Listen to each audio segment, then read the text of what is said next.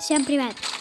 Сам я, Назарчик Суперманяк, и вот який в мене інвентар в Pet Simulator X. Я, кстати, бавлю в Pet.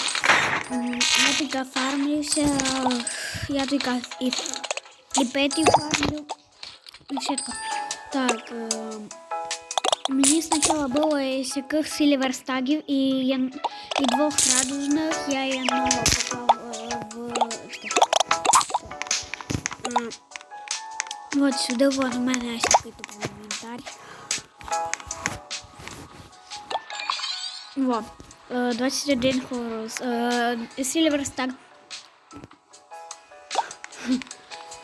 Я ліка його сраний самека. Я ліка дуже фармлюся. Ну, сколько там травили? Сколько? 6,53.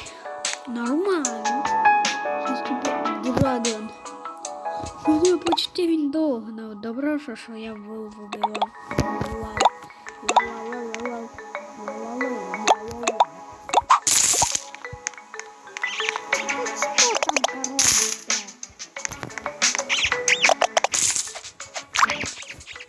Вот, если хотите еще видео, я вам расскажу, что дюпа.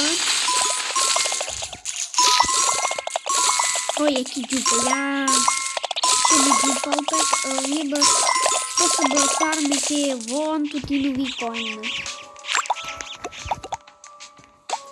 Через сколько там апдейт новый? Еще, в субботу. В субботу, точно. Я українець, я якийсь ще занятий.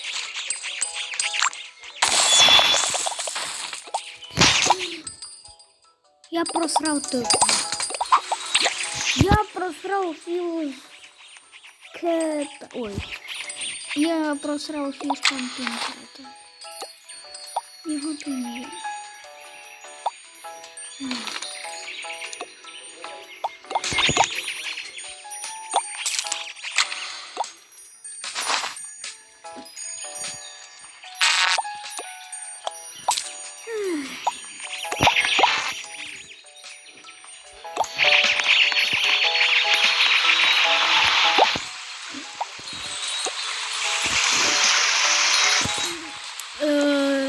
Розігрував, кстати, сякого 404 демона.